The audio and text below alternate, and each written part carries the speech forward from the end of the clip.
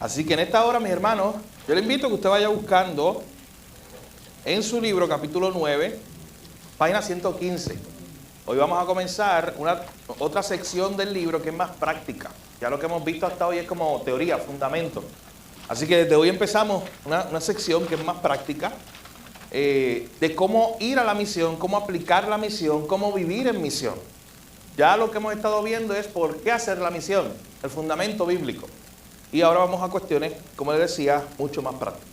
Así que hoy, en nuestra introducción, la estará trayendo nuestro hermano Luis. Así que en estos primeros 15 minutos usted lo verá él, como de costumbre ha visto anteriormente a Jorge, a Ramón, a Gerardo y a otros hermanos hacerlo. Usted lo verá él trayendo esa primera parte de lo que es el resumen del capítulo y algunos énfasis que él traerá en el día de hoy. Así que nos preparamos para tener esa enseñanza. Vamos a orar y luego le pido al hermano Luis que pase acá y nos traiga esta primera sesión. Padre, gracias nuevamente te damos por tus bondades, tu misericordia. Gracias por Cristo, gracias por la salvación que tenemos en Él. Gracias porque podemos estar satisfechos en Él.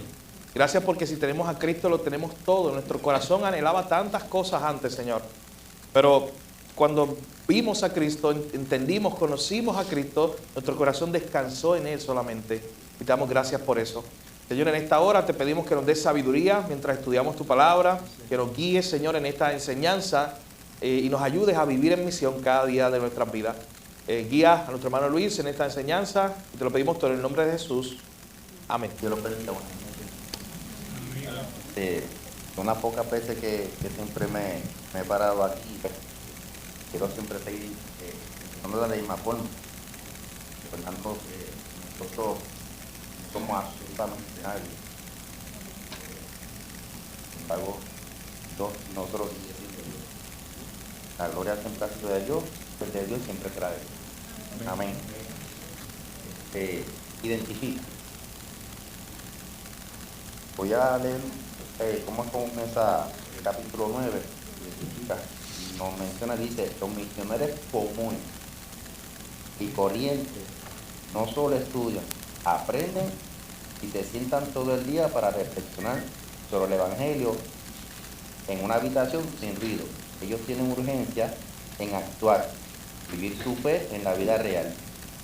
En esta sección pasamos de los fundamentos sólidos del Evangelio a las prácticas firmes de la misión. Por lo menos busqué en internet, no muy lejano de lo que nos describe aquí en el capítulo 9, nos dice: un misionero común es una persona corriente, estudiante, empleado, joven o mayor, que dedica voluntariamente de 18 a 24 meses. Ahí yo hago una pausa. Por lo menos común. No debemos encapsularnos lo que menciona un tiempo limitado, sino que un misionero tiene que ser hasta de 2 días. No por nuestra propia fuerza. Pues ya es un llamado, pues, cuando toca, toca. No es 18 meses, no es 24 meses. Es cuando Dios diga, hasta cuando Dios diga. Tenemos que estar dispuestos. Déjeme aquí. Esa es la frase que tenemos que tener. Ahí, dentro de esa práctica, hay 4 prácticas muy claras que nos ayudan a vivir bajo una misión. La primera página nos lo dice. Identifica a personas que necesitan el Evangelio. O sea, tenemos que aprender cómo identificarlo. Vemos en las profesiones, o sea, personas que se dedican a estudiar universitarios, carrera más corta, que parte de su estudio es aprender a identificar personas. ¿Cómo nosotros podemos identificar a alguien que necesita la palabra, ser evangelizado? No es salir a la cajera y irnos a las calles desesperados y a buscar personas, no. Por nuestras propias fuerzas no lo podemos hacer. Tenemos que orar y pedirle a Dios, porque lo va a hacer así. El Espíritu Santo nos va a preparar para identificarlo. Si salimos con la mente como si fuese un reto, como si fuese un juego, como si yo llevar el evangelio, por tratar de salvarnos, por cumplir, quizás lo vemos como una aliada, no lo veamos de esa forma. Veámoslo que es para Dios, que estamos trabajando para Dios, no para nosotros, para satisfacer nuestro ego. Ah, mira, yo traje 5 personas a la iglesia, mira, le hablé a 5, encontré 5, no. Es Dios quien te los va a poner. Y nos llama a nosotros a buscar, pero es que no nos pongamos en una gringola de decir, ah, mira, hoy voy a buscar a 5, hoy voy a buscar a 10, no, no. Simplemente pongamos oración, Dios, prepárame. Como es a los que tú tengas como tu voluntad en el camino y también sabiduría para poder hablarle. Porque por nuestra propia fuerza salimos a buscarlo, no los vamos a encontrar. Siempre tenemos que estar dispuestos de hacernos presentes para Dios. La segunda es invierte. Invierte en otro conforme compartas el evangelio. Cuando dice invierte es invertir de tu tiempo. No estar con ese afán de que si tengo que trabajar, tengo que pasar tiempo con la familia. Sí, la familia es importante, el trabajo es importante. Pero muchas veces nos olvidamos de lo más importante que es servirle a Dios. Y si de camino yo, en mi caso yo, reventó una goma por la razón que sea en el camino, y una persona me ayudó y esa persona está cargada, oye, me lo puso Dios. Tengo que aprender a identificar los momentos, a aprovechar el momento. Son pocas veces las que me han pasado, pero sí, que Dios de repente me ha puesto una persona que yo no lo busqué y no sabe qué iba a pasar. Me pasó con una persona en el trabajo, estaba haciendo un trabajo en un equipo, lo vi con la mente perdida, yo simplemente estaba pasando, lo vi. Me invité a que se bajara y pues le hablé. Son de las bien pocas veces, pues lo admito, estoy siendo trancado para hablar del evangelio. Pero en ese momento, pues, Dios fue que lo puso. Pues gracias a Dios, pues, le hablé. Invita a personas a tener relaciones que hacen discípulos. Esa es la tercera. Cuando dice relaciones, la relación ya sea de trabajo, de deporte, la relación que tengas con esa persona, aprovechar los momentos para poder identificarlo, conocer a la persona, escucharlo. Tienes que aprender a escuchar a esa persona, mostrarte, abrirte a esa persona para poder identificarlo. La cuarta, incrementa el hacer discípulos enviando a otros a hacer más discípulos. No podemos ser egoístas y si Dios nos puso 3 personas en un día, 4 o 5, las que sean, y nosotros tenemos un hermano, Jorgito, Geraldo, Pablo, oye, hago el acercamiento y yo, mira, hoy fue un día ajetreado, me encontré 3 personas, toma este es el número de uno de ellos, vamos, está necesitado. No se quede callado y lo quiera hacer todo usted. Para eso están los demás hermanos, delegar, pedir ayuda. Ahí pues incrementa el hacer discípulos, enviando a otros a hacer más discípulos. Voy a brincar un poquito aquí a la página 116, segundo párrafo que dice, tu vida bajo una misión va a requerir que vayas al otro lado, hacia la gente. La gente que necesita tu ayuda no necesariamente va a aparecer en la puerta de tu casa, así que tendrás que identificarla donde se encuentren y moverte hacia ella. En otras palabras, salgamos de esa zona de confort. O sea, vuelvo y repito, no es que usted a diario salga con esa mentalidad de que va a buscarlo, sino usted ve que no vienen a usted y usted sabe que hay personas que lo necesitan, pues vaya donde ellos. Porque a veces estamos en una zona de confort, no queremos salir de esa zona. Que salgan de esa zona de confort y busquen sin buscar. O sea, Dios te los va a poner en el camino. En la página 118, Pablo, en 1 de Corintios 9:22, Pablo nos dice, y esto es una forma de poder identificar. Para usted identificar a una persona, usted tiene que conocerla. Un ejemplo, Jorgito, si yo no sé cómo es Jorgito, su vocabulario, en su diario vivir, cómo fue criado, usted tiene que tratar de conocer a esa persona para poder llegarle y hablarle de las palabras que él pueda entender para yo poder llevarle palabra a él, evangelizarle. En 1 Corintios 9:22 Pablo dice, me he hecho débil a los débiles para ganar a los débiles. A todos me he hecho de todo para que de todos modos salve a algunos. Y esto hago por causa del evangelio para hacerme copartícipe de él. No necesariamente es que usted, oye, voy a ser un poco dramático en esto, Usted se meta en una barra a ir a predicar, ¿no? Pero usted conoce ya esa persona, está por el vocabulario o por donde esa persona abunde, pues se va a buscar la forma de llevarle la palabra correcta a esa persona para que lo entienda. Porque si muchas veces le hablamos el vocabulario de nosotros, puede hacer lo contrario, que esa persona se vaya, no quiere escuchar y no le va a echar la culpa a usted, le va a echar la culpa a Dios.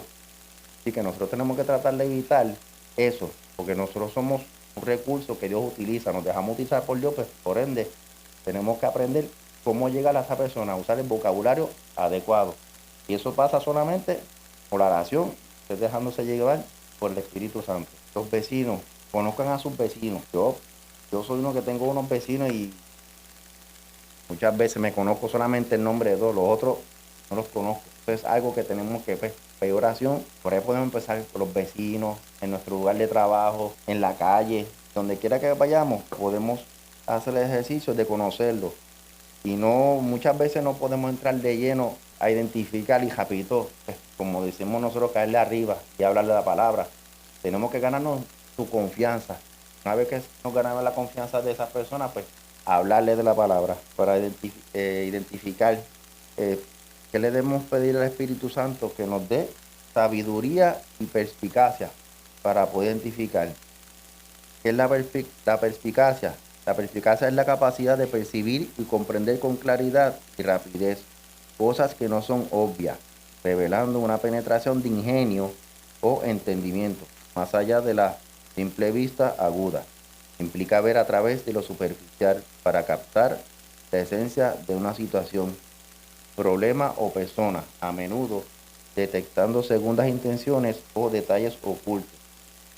Es una casualidad de agudeza mental y lucidez, distinta de la suspicacia, sospecha, y fundamental para el razonamiento profundo y la resolución de problemas complejos. Características de la perspicacia: claridad y rapidez, entender las cosas sin esfuerzo aparente, penetración, ir más allá de lo evidente para ver el fondo de algo, visión completa, tener una perspectiva general de un contexto o problema, detección del oculto, descubrir intenciones o engaños. Voy a hacer una pausa aquí. Detección, detección del oculto, descubrir intenciones o engaños. Muchas veces, una vez nosotros, siempre me voy a incluir, cuando identificamos una persona, nos vamos a lo negativo y decimos, no vale la pena, este no se va a convertir, este no me va a escuchar, o estoy perdiendo el tiempo. Nosotros no somos quienes para juzgar. Nosotros tenemos la obligación, el deber de llevar la palabra.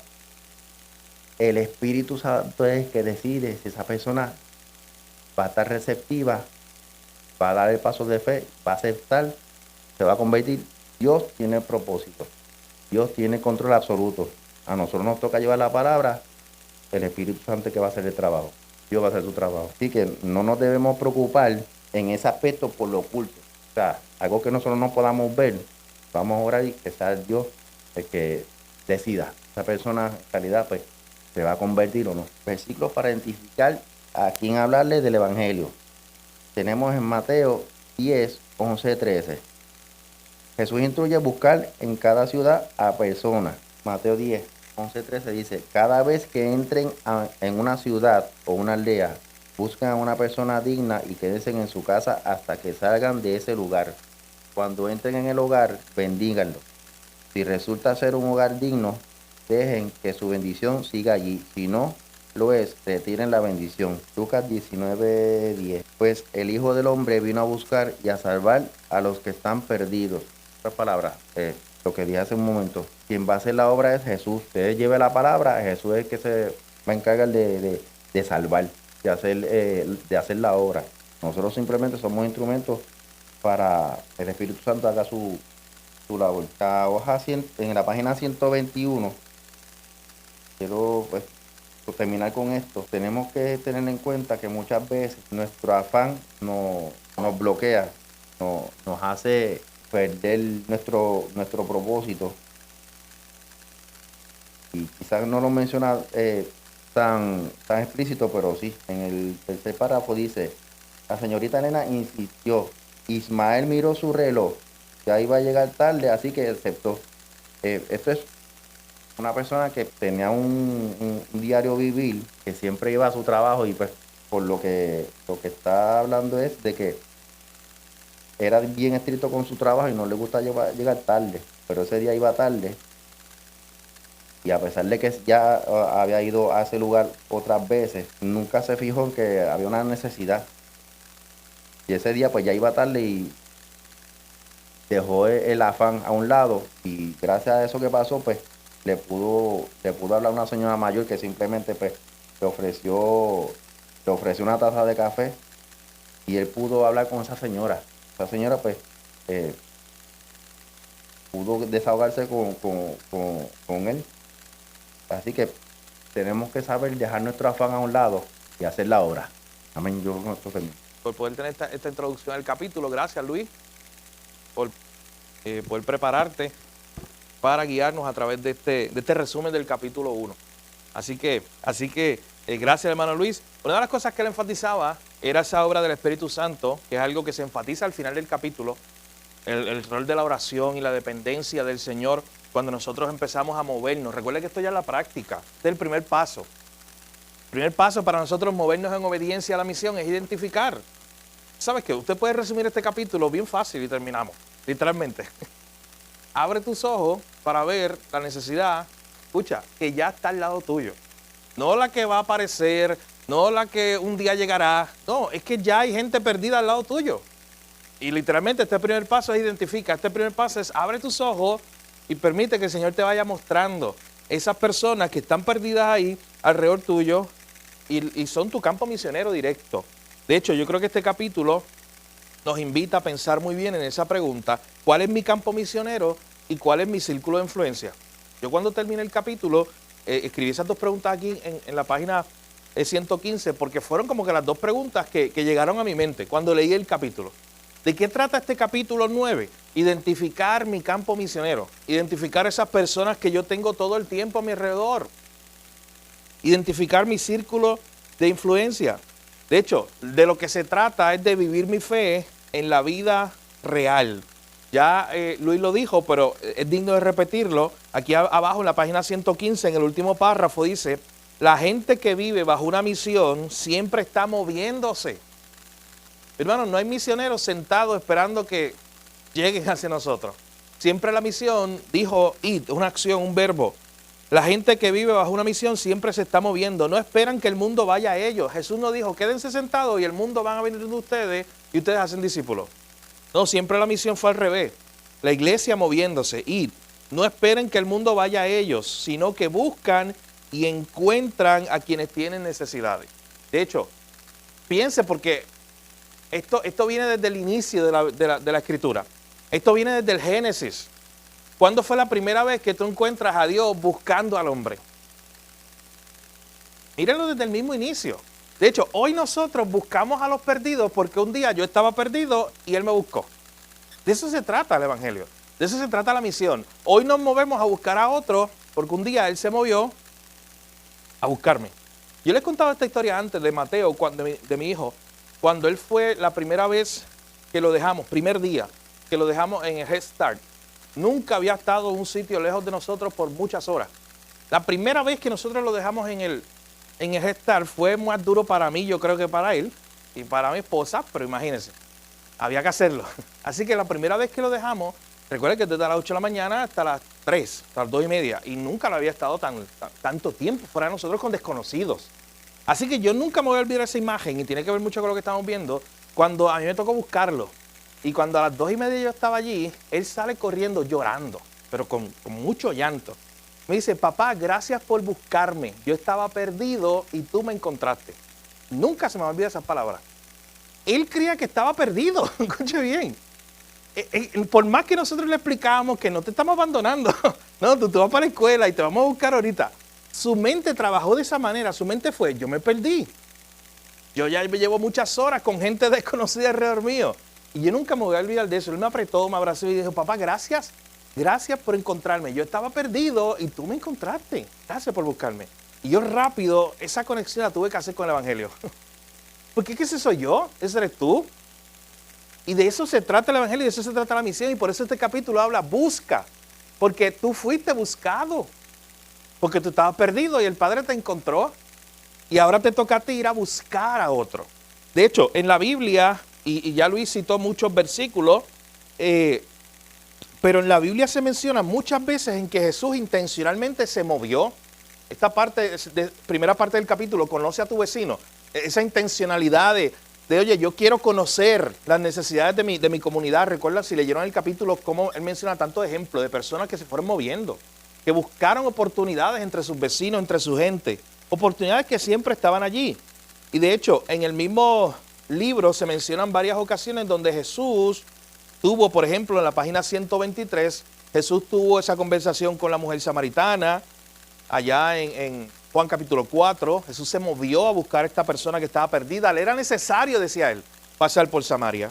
Jesús cenó en la casa de un recaudador de impuestos, Jesús tocó a un leproso. O sea, hay una intencionalidad. Jesús no era aquel que se sentaba como un Buda iluminado debajo de un palito, esperando que seguidores llegaran a él, para él enseñarles algo de sabiduría. No, Jesús el Salvador que vino y se movió, y de hecho, Luis lo citó, Lucas 19:10, vino a buscar lo que se había perdido. La misión existe porque precisamente eso ocurrió primero. Él vino a buscarte a ti y ahora tú sales a buscar a otro. De hecho, Jesús lo dijo, el Padre me envió, ahora yo los envío a ustedes. Así lo dijo Jesús en el Evangelio de Juan. Así que, sí.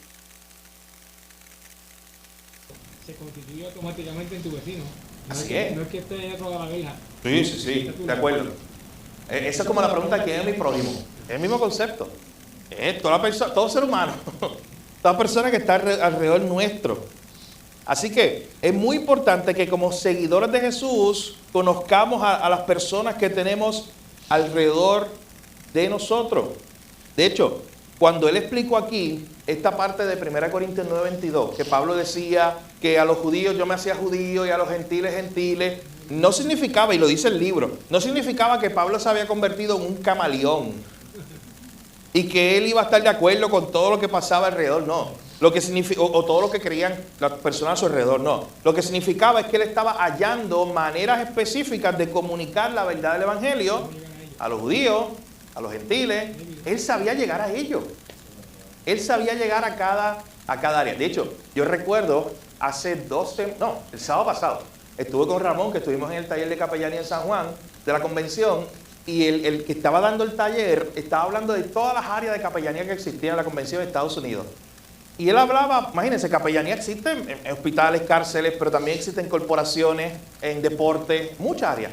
Pero él también habló de los clubes deportivos, los clubes de motora, que eso es algo que pasa mucho allá. Y él dice, ¿sabes qué? Allá está este club de motora, de Harley Davidson, donde tú ves estos hombres bien rudos, que llegan con su chaqueta y su vestimenta, pero de momento, tú te imaginas un lugar donde había miles y miles de personas que llegaron para el evento.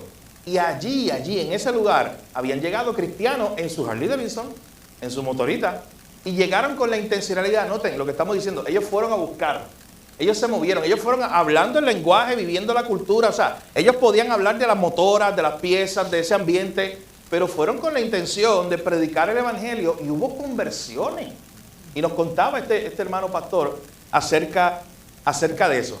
¿Quién se imaginaba que ese día iba a llegar allí, él con su motora, el más rudo de todo, y ese día iba a conocer a Jesús, ese día alguien le iba a hablar de Jesús? Y allí encontró el Evangelio. Así que de eso se trata, de comenzar a ver dónde Dios nos ha puesto, dónde Dios, o qué puerta nos ha abierto el Señor. De hecho, en la página 119 lo dice.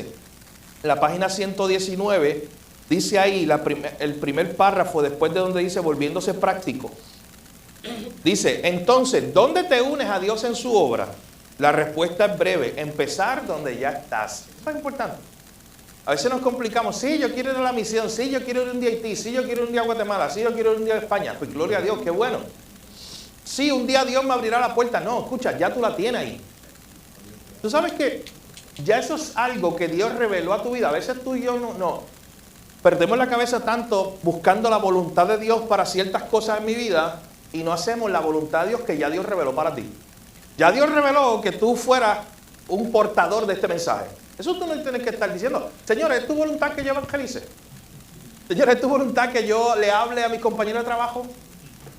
¿Pero por qué? Si eso ya está revelado ahí. Ya es parte de tu misión. Es donde tú estás. Anda donde ya vas. Pero miren lo que dice al final. Solo anda con ojos nuevos. Por eso yo dije al principio que este capítulo se trata de eso. Abre tus ojos, mira a tu alrededor. Oye, ¿tú le has pedido al Señor que te ayude a ver la gente, aunque sea de una pequeña manera, como Él las ve? Los perdidos. Como gente que está perdido, tiene esperanza. Y cuando tú le pides eso al Señor, las cosas empiezan a cambiar, porque tú empiezas a ver a esta persona con misericordia, con compasión, y empiezas a moverte hacia ellos. De hecho, ya prácticamente hemos resumido todo este capítulo. Yo solamente voy a dejar una parte al final aquí para hablar de ese último punto, del rol de la oración, que quiero enfatizar. Pero piense por un momento, quiero decir dos cosas relacionadas a esto, al capítulo, para ir a Lucas un momento, el Evangelio de Lucas, a ver este tema. Es asombroso, nos dice el libro, lo que Dios puede hacer cuando intencionalmente tú comienzas a vivir el Evangelio en el lugar donde tú estás, en la plataforma que Dios te dio, en tu círculo de influencia. ¿Ustedes recuerdan a Esther? Esther capítulo 4, verso 14. Esther estaba al principio como dudosa. Y cualquiera, no juzgue a Esther tan rápido. Porque imagínense, era ir delante del rey, del poderoso rey, que dicen de ese rey que un día se enojó con el mar y mandó a azotarlo. Escuche bien, esto es una historia. Dice que ese rey una vez, escuche esto, se enojó con el mar y mandó a darle latigazos al mar para que lo obedeciera a él. Ese era este rey al que Esther se estaba enfrentando. Un rey déspota. Y de momento ya tenía el miedo, obviamente, de que si no es llamada, pues este me va a matar. Y tenía sus dudas. Pero hay unas palabras luego de Mardoqueo a Esther, donde le dice específicamente en ese verso 14, si tú te callas, o sea, Esther, vamos a decir algo, si tú no quieres hacer este trabajo que Dios te dio, está bien, y hablar y defender a los judíos, si tú callas absolutamente en este tiempo, respiro y liberación vendrá de alguna otra parte. O sea, si Dios tiene un plan, Dios lo va a ejecutar contigo o sin ti. Pero bueno, qué importante recordar eso. O sea, no pienses que tú eres la pieza clave de la misión de Dios. Ese es Cristo. O que eres la figura más importante y sin ti no se puede hacer la misión. No, si tú desapareces hoy, la misión sigue. Es un privilegio, al contrario, que tú puedas ser parte de esa misión. Y de hecho, eso es lo que le está diciendo Mardoqueo a Esther. Está diciendo en otras palabras, mira, ¿sabes qué? Es que Dios, si va a hacer algo, lo va a hacer contigo o sin ti. Tú puedes ser un instrumento. Va a salir respiro de otra parte si tú no haces nada. Pero miren lo que dice ahora al final. ¿Quién sabe? Miren esta pregunta. ¿Quién sabe si para esta hora has llegado tú al reino? ¿Quién sabe, Esther, si fue Dios el que te puso específicamente en este momento, en esta hora, en este día, en esa posición en la que tú estás? Y cuando tú ves la historia de Esther, te das cuenta que en la providencia de Dios, ella no llegó ahí por casualidad. Ella llegó allí en un momento específico. Y lo que nos está enseñando esta parte es cómo Dios en su providencia nos pone en lugares específicos, a la hora específica, para hacer una misión de Él, parte de la misión de Él. Eso es lo que tenía que hacer Esther. Pero eso es lo que tienes que hacer tú. Al final, Dios te ha permitido estar en el lugar donde tú estás, tener la influencia que tú tienes, tener los amigos que tienes, los compañeros de trabajo que tienes, la comunidad que tienes, con un propósito. Es para que ahí, tú llegaste ahí, para que Él pueda ser la luz del Evangelio, para predicar a Cristo, mostrar a Cristo en ese lugar. Así que no nos olvidemos de eso. Bien, cuando yo preparaba esta clase y la leía, y vuelvo repito, ya Luis hizo un buen resumen y ya yo le di el principio general del capítulo completo. De la importancia de movernos, salir e identificar a aquellos que están perdidos. Pero yo quiero complementarlo, antes de ir a la parte final, déjame ver qué tiempo tenemos. Antes de ir a la parte final, que es el rol de la oración, esa parte final del capítulo, que quiero tocar algo de eso, yo quiero complementar esta enseñanza con algo que nos enseña el Evangelio según Lucas. Así que le invito a que vayan a Lucas, vayamos todos. Recuerden que Lucas es el único evangelio, o el único libro al final, de toda la Biblia escrito por un no judío, por un gentil. Y Lucas tiene este énfasis de presentar a Cristo al perdido, al necesitado. Lucas es el más que enfatiza los detalles de que Jesús visitó los enfermos, que estaba comiendo con los pecadores, que estaba con la viuda. Lucas es el que más enfatiza esos detalles de la vida de Jesús, más que Marcos, más que Mateo y más que Juan. Y hay muchos pasajes que podríamos tocar, pero yo tengo 2 o 3 pasajes que nos ayudan a ver este tema de hoy, a la luz del Evangelio de Lucas. Y el primero de ellos se encuentra en Lucas capítulo 7. En Lucas vamos a ir un poquito más atrás. Vamos a ir a Lucas capítulo 5, antes de ir al 7. En Lucas capítulo 5 Jesús hace uno de sus primeros mandatos, o una de sus primeras invitaciones a los discípulos. En Lucas capítulo 5, versículo 10, Jesús dice que desde ahora, a esos primeros que él llamó, a esos primeros discípulos, ellos ya no serían solamente pescadores, que era su función y su rol, pescadores de peces reales en el mar. Desde ahora serían ¿qué? Pescadores de hombres. Y ese fue el primer llamado de Jesús a sus discípulos. Ustedes ahora van a pescar hombres. Y para tú pescar, ¿qué tienes que hacer? Lo básico. ¿Qué tú tienes que hacer para pescar? Vamos a resumir esto a lo más básico. ¿Qué tú tienes que hacer para pescar? Lo más básico de todo. Piensa. No, antes de eso. Lo más básico. ¿Cuál? Está por ahí, está por ahí. Sí, ir a un cuerpo de agua. O sea, lo más básico. Ir a donde, mira, te lo voy a poner más fácil. Ir donde hay peces, ¿o no? O tú vas a ir a pescar donde viven las ardillas. Es que ¿qué sentido tiene? Lo más básico. O sea, tú ve a pescar ¿dónde? A donde hay peces. Si tú eres un pescador, ve a donde hay peces. Ese es el punto básico de pescar, ¿o no? Después tú haces lo que quieras, como quieras. Pero el punto básico de pescar es ver donde hay peces. Así que Jesús le está diciendo, ustedes son ahora pescadores de hombres. Así que, ¿cuál es la idea? Pero es que ustedes tienen que ir a buscar a esta gente. Para pescarlo tienen que hacerlo. De hecho, esta imagen iba a calar profundo en la mente de ellos. Ellos sabían que para pescar había que ir a un lugar específico. De hecho, si usted lee esa historia completa, se da cuenta que este es el mismo contexto donde estos discípulos estaban tratando de pescar todo el día y no podían. Y ellos como pescadores, ¿sabían dónde habían peces? Obvio. Ellos eran los expertos. Por eso es que ellos le dicen, Jesús, pero es que hemos estado aquí tantas horas y... Mira, él le dice, verso 5, toda la noche hemos estado trabajando. O sea, nosotros sabemos de pesca. Nosotros somos los que sabemos dónde están los peces. Y ahí que Jesús le dice, no, boca mar adentro, echar la red. Y ellos tuvieron esa fe y usted sabe que se llenó el barco de peces y todo eso. Y hicieron esta gran pesca milagrosa y esto sirvió para ellos confirmar que este era diferente. ¿Quién era Jesús? ¿Quién era este Jesús que estaba hablando con ellos? Pero noten que es en este contexto donde estos pescadores saben dónde están los peces. Porque eran pescadores, que Jesús le dice, desde ahora ustedes serán pescadores de hombres. Y el pescador de hombres va e identifica cuál es mi cuerpo de agua. ¿Dónde están los peces? Vuelvo y repito. ¿Dónde es el lugar que yo voy a ir a echar la red para pescar? De hecho, ustedes saben que Mark Dever es un pastor del Ministerio 9 Marcas que nosotros hemos utilizado mucho aquí. Él dice que intencionalmente él va una vez a la semana a un Subway, a un sitio de comida. Simplemente a sentarse allí con un libro cristiano o la Biblia, a leer y estar allí un rato. Y lo que él busca intencionalmente es estar donde hay peces. Estar en un lugar donde hay gente perdida. Él dice, yo puedo pasar esa hora en mi oficina, pero ¿por qué me las paso allí? Porque allí están los peces. O sea, y él se sienta con un libro, con una Biblia abierta, y la gente de momento empieza a preguntarle, o él intencionalmente, alguien se sienta cerca y él hace alguna pregunta, y por ahí siguen hablando de una conversación del Evangelio. O sea, él está echando la red en un lugar donde hay peces, porque esa es nuestra identidad, ser pescadores de hombres, ir y buscar peces, identificar. Así que eso nos enseña el Evangelio de Lucas. Pero ahora sí, si usted sigue pasando la página, miren Lucas 7.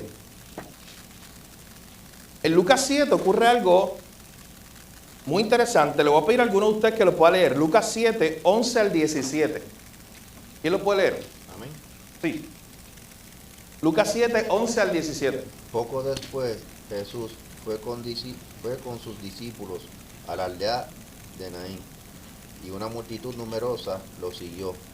Cuando Jesús llegó a la entrada de la aldea, salía una procesión fúnebre. El joven que había muerto era el único hijo de una viuda, y una gran multitud de la aldea la acompañaba. Cuando el Señor la vio, su corazón rebosó de compasión. No llores, le dijo. Luego se acercó al ataúd y lo tocó. Y los que cargaban el ataúd se detuvieron. Joven, dijo Jesús, te digo, levántate. Entonces el joven muerto se incorporó y comenzó a hablar. Y Jesús lo regresó a su madre. Un gran temor se apoderó de la multitud y alababan a Dios diciendo, un profeta poderoso se ha levantado entre nosotros y Dios ha visitado hoy a su pueblo. Y las noticias acerca de Jesús corrieron por toda Judea y sus alrededores. Gracias, hermano. Esta es una historia que solamente está en Lucas, no la va a encontrar en Mateo, ni en Juan, ni en Marcos. ¿Por qué? Porque Lucas es el que más enfatiza a Jesús teniendo misericordia, a Jesús buscando a los perdidos. Y aquí de momento tú encuentras que Jesús estaba de camino en la ciudad y de momento dice que cuando él iba a la ciudad que se llamaba Naín, había una gran multitud y allí en la puerta, allí él vio algo. Allí él vio que venía un entierro. De hecho, el concepto es como si él iba entrando a la ciudad y el fúnebre, el cuerpo, eso tiene un nombre, como la comitiva fúnebre, estaba buscando ese término, gracias, estaba saliendo. En esa época no existía como hoy, velatorio, instituto forense, no, o sea, literalmente esa persona había muerto, reciente. Y lo habían preparado y lo iban a enterrar. De hecho, recuerden que estaban todas estas leyes del Antiguo Testamento de que los muertos tenían que enterrarse fuera de la ciudad y todo ese tipo de cosas, porque era inmundo. Así que estaban saliendo de la ciudad para ir a enterrarlo. Era un dolor reciente, o sea, había muerto hace muy poco, según la tradición. Jesús, de momento, ve eso. Dentro de la mente de Jesús, ¿usted cree que Jesús sabía que él se iba a encontrar en ese momento exacto y que iba a llegar a la hora exacta que esa gente estaba saliendo con la comitiva fúnebre? Desde la perspectiva de los discípulos fue casualidad, como que, hey, ¿cómo puede pasar que nosotros entrando a la ciudad en este momento esté saliendo esta comitiva fúnebre con un niño, una situación tan difícil? No, para Jesús fue un momento exacto.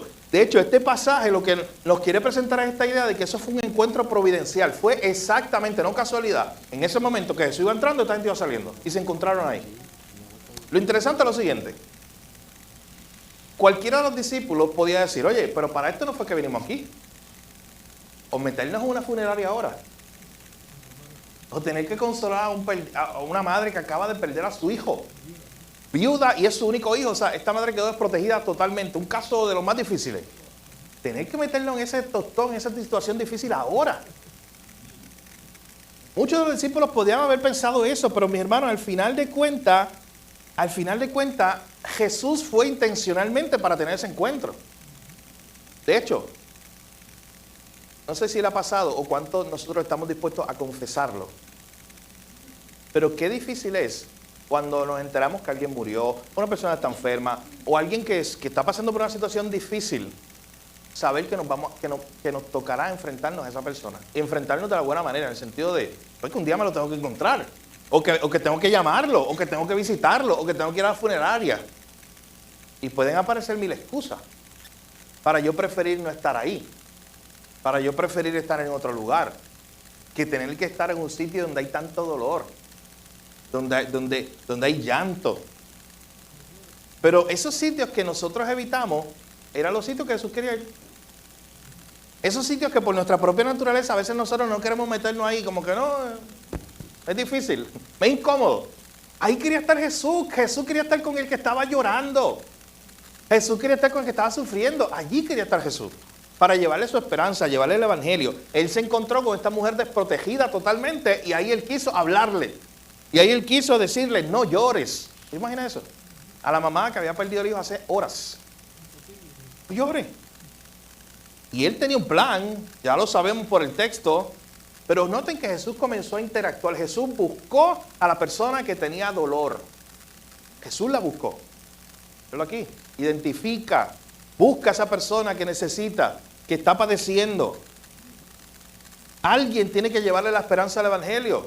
Y puede ser tú, dentro del plan del Señor. Así que Lucas una vez más nos muestra que somos pescadores de hombres, que tenemos que ir donde están los peces, que tenemos que ir donde está la gente perdida, donde está el dolor, donde está el sufrimiento. La muerte de Gilda fue tan sorpresiva Todavía yo no he visto a Gilberto. No encuentro cómo ir allá. ¿No? Sí. Y digo, me viste, digo, voy a ir. Yo no he ido. Sí. Es que no, mi hermano, yo repito, no es algo tan fácil. Fue sorpresiva, Sí. era la única amiga cercana. Claro, claro. Y como salía ese día del hospital y Ajá. ese día murió. Sí. Y todavía yo no he podido ir allá, pero ahora entendí que tengo que ir porque él va a volver aquí. Bien. Pero miren mira el ejemplo, tu ejemplo concreto. Aquí nos pasa todo. Hermano, incluso no piensen que como pastores, nuestro sitio favorito es la funeraria. O al entierro.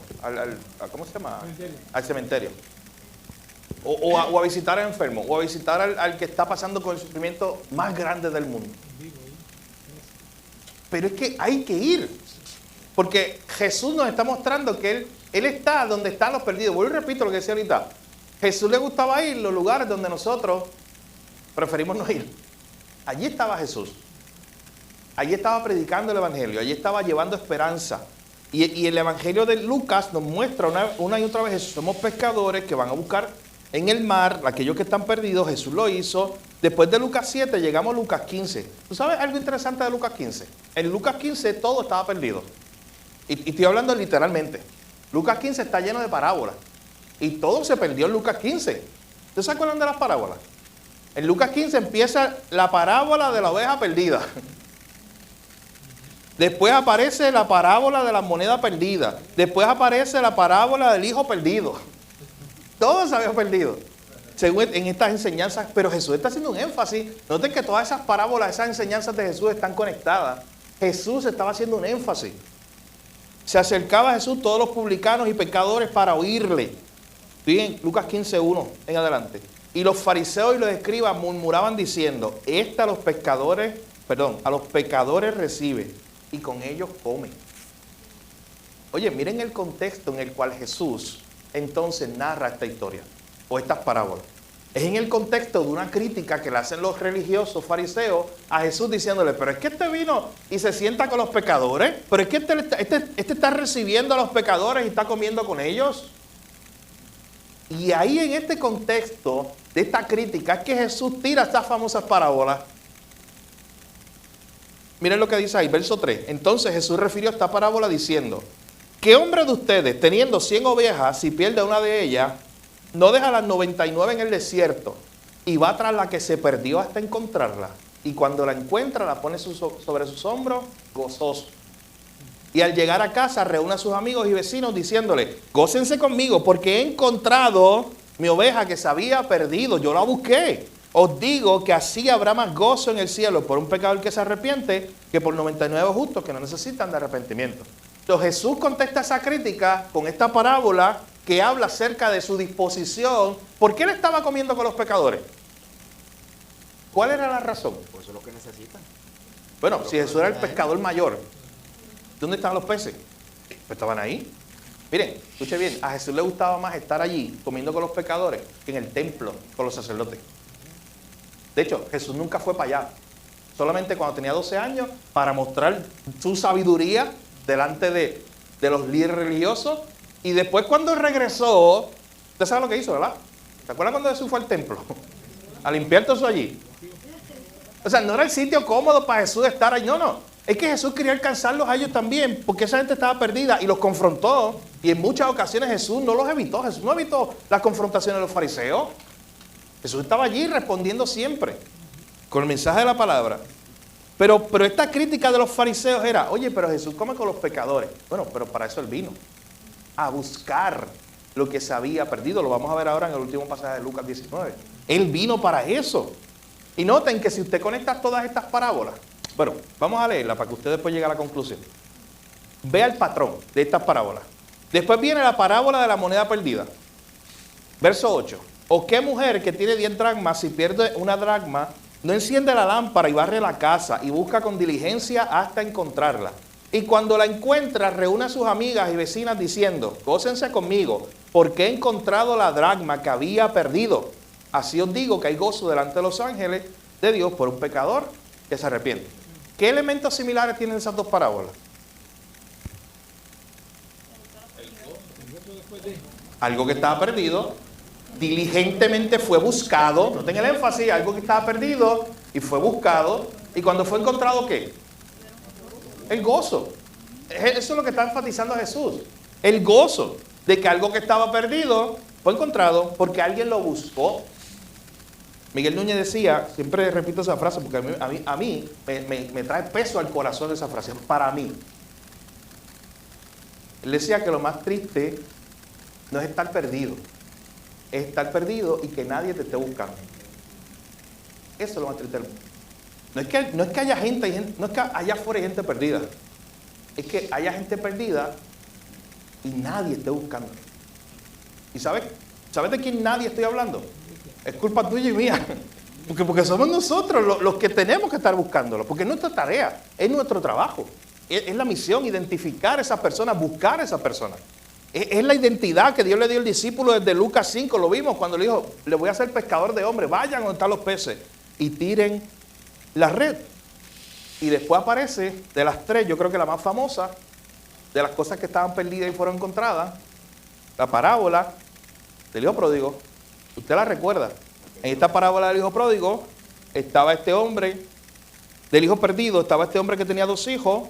El menor de ellos fue donde su padre y dijo, padre, dame todos los bienes que me corresponde, que me voy. Eso era una ofensa. De hecho, no tenemos tiempo para explicar todo esto, pero eso no era una ofensa grande. Eso era una humillación pública para su papá, el que su hijo hiciera eso en esa época. Primero le está diciendo, yo deseo que tú estés muerto. Y era fuerte eso. Porque es que se supone que es cuando muriera que le iba a recibir todo eso. Y no deseo verte más. De hecho, no piensen que este hombre tenía sus planes. Sí, yo me voy con todos los bienes y papi te visito una vez a la semana tranquilo. No. Era dame todo y adiós. Me voy. Y era una humillación pública para este hombre. No muchos días después, juntando todo el hijo menor, se fue lejos y allí desperdició todos sus bienes. Y cuando lo hubo malgastado, vino una gran hambre en aquella provincia y comenzó a faltarle. Y fue y se arrimó a uno de los ciudadanos de aquella tierra, el cual envió a su hacienda para que apacentase cerdo. Lo peor que podía hacer un judío. Para un judío eso era lo más inmundo. Un cerdo era un animal inmundo. Eso era muy denigrante. Un judío no bregaba con los cerdos. Eso era un animal inmundo. Así que él estaba haciendo lo más humillante en ese momento. Estaba humillado hasta lo último. Deseaba llenar su vientre de las algarrobas que comían los cerdos, pero nadie le daba. Estaba perdido totalmente. Y volviendo en sí dijo, ¿cuántos jornaleros en casa de mi padre tienen abundancia de pan y yo aquí padeciendo de hambre? Me levantaré e iré a mi padre y le diré, Padre, he pecado contra el cielo y contra ti. Ya no soy digno de ser llamado tu hijo. Hazme como a uno de tus jornaleros. Él se dio cuenta, ahora se dio cuenta, que no merecía nada. Al principio este personaje empezó pensando que lo merecía todo, ¿recuerdan? Ahora se dio cuenta que no merecía nada. Y es ahí cuando se vació, cuando se dio cuenta que no merecía nada, que no podía ni ser considerado llamarse hijo de este buen padre, que entonces quiere regresar. Pero antes de llegar al padre, piensen en la escena, porque no se nos da más detalles del padre aquí. El padre, uno puede inferir por el corazón que vamos a ver ahora, ¿habrá intentado buscarlo? Por lo que vamos a ver ahora en el versículo 20 y 21, en adelante. ¿Podríamos decir que el padre habrá intentado buscarlo? No que se fue a buscarlo, necesariamente. Pudo haberlo hecho. Fácilmente lo que nos dice los últimos versos del corazón de ese padre, pudo haberlo hecho. ¿Sí? O sea, en otras palabras, según esa última parte del verso, 20 en adelante, ¿este padre se olvidó de su hijo? No. Este padre dijo, mira, adiós, ya no eres mi hijo y ya no pienso más en ti. No, ¿cómo sabemos esto? ¿Quién lo dice ahí? Sí, Jorge. Mire lo que dice aquí. Ya, verso 20, levantándose vino a su padre, y cuando aún estaba lejos lo vio su padre y fue movido a su misericordia y corrió y se echó sobre su cuello y le besó.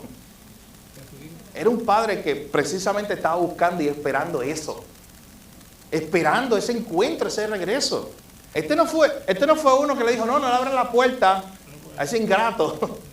No, no lo quiero aquí, no. Porque muestra su corazón. De hecho, ahí está mostrando el corazón del Padre, de alcanzar lo que estaba perdido, restaurarlo, darle una nueva identidad. Porque noten todo lo que dice después. Le dio el anillo, lo recibió, le dio la nueva ropa, mandó a matar el cerdito o el animal más grande. Había fiesta. Lo mismo que ha estado diciendo desde Lucas 15:1. Ahora hay gozo cuando algo estaba perdido. ¿Y qué? Y fue encontrado. Nueva criatura. Así es. Lo dice el verso 32. Se enoja, como les dije, no tenemos ahora el tiempo para explicar todo eso, pero el hermano mayor se enoja. Y de momento, este hombre le dice, el verso 31, hijo, no te enojes, tú siempre estás conmigo, todas mis cosas son tuyas, pero es necesario hacer fiesta y regocijarnos, porque este hermano tuyo era muerto y ha revivido, se había perdido. ¿Dónde cómo termina? Y es hallado. Sí, ahí está la gracia de Dios. Se había perdido y es hallado. En el corazón de este padre estaba encontrar a ese hijo. Aunque ese hijo no quisiera ser encontrado. Esa es la gracia de Dios. Y de hecho, eso es lo más impresionante de las palabras que yo le decía a Miguel Núñez ahorita. Cuando yo le decía, lo más triste no es estar perdido y que nadie te esté buscando. Aquí este padre nos muestra que el corazón de Dios nos muestra una inclinación a misericordia, una inclinación a encontrar este hijo. De hecho, por eso está haciendo esta fiesta, porque el que estaba muerto revivió, porque el que estaba perdido fue encontrado. Si usted sigue leyendo, y no tenemos tiempo para más, pero por lo menos le menciono una más, Lucas 19, Jesús busca intencionalmente a Zaqueo. Y busca no solamente tener una relación con él, lo identifica como una persona que está perdida. ¿Qué hace Jesús? Va a su casa, le dice, Zaqueo, bájate que voy a ir a tu casa. Una locura de hacer, que un Jesús, que se consideraba un maestro, un rabino, entrara a la casa de un jefe, no un publicano, nada más con eso era una locura. Un jefe de los publicanos. Si un publicano era visto con denigración, el jefe de los publicanos era lo peor. Era el más que robaba. Eso era una cadena como pirámide. El que estaba más arriba ganaba más y robaba más. Así que el jefe de los publicanos, Zaqueo, robaba más. Y Jesús fue allí. Jesús lo perdonó, Jesús lo buscó. Jesús fue a buscar. De hecho, ahí es que aparece el famoso verso 19:10 de Lucas. Cuando Jesús dice, el Hijo del Hombre vino a buscar y a salvar lo que se había perdido. Hermano, de eso se trata este capítulo 9. Nosotros fuimos buscados por la gracia de Dios y ahora estamos llamados a ir a buscar a otro por esa misma gracia. Debes identificar. De hecho, el libro, si usted lo leyó el capítulo 9, te invita de forma práctica a hacer lista y a empezar a orar y decir, Señor, ¿quiénes son estas personas alrededor mío que ya están allí, que yo tengo que abrir mis ojos para ver que tú las pusiste ahí y que yo tengo que predicarle el evangelio, que yo tengo que echar la red, porque son peces que están allí? ¿Quiénes son estos? De hecho, una invitación que yo le invito a que usted lo haga, que escriba un papel si no lo ha hecho. Esas personas específicas por nombre que están alrededor suyo todo el tiempo, a las cuales usted puede predicarles el evangelio. Termino con esto, página 124 arriba, que es el rol de la oración. Él dice la importancia de orar, pero me encantó esto. Página 124 arriba. Esa oración que dice, si quieres saber a quiénes Dios específicamente te está llamando a amar y a cuidar, ¿qué dice después? Miren qué fácil. ¿Qué dice al final? Pregúntale. A ver, yo le escribí una nota, yo interactúo con los libros aquí. Yo le escribí una nota ahí, dice, a veces nos complicamos tanto. A veces nos complicamos tanto. O sea, si tú quieres saber particularmente quiénes son aquellos peces que están alrededor tuyo, por los cuales Dios te puso allí para que les hable del evangelio, pregúntale, habla con Dios acerca de ellos. Señor, ¿quiénes son esas personas? Mi hermano, ¿no crees tú que Dios te va a guiar a esa contestación? Que te va a mostrar, que te va a abrir puertas, que si tú oras eso, vas a empezar a ver cómo esas personas particulares a las cuales debes hablarle del evangelio van a aparecer, se te van a presentar de la nada, de la forma más drástica posible. Van a aparecer un día. Es más, ellos van a empezar a hablarte.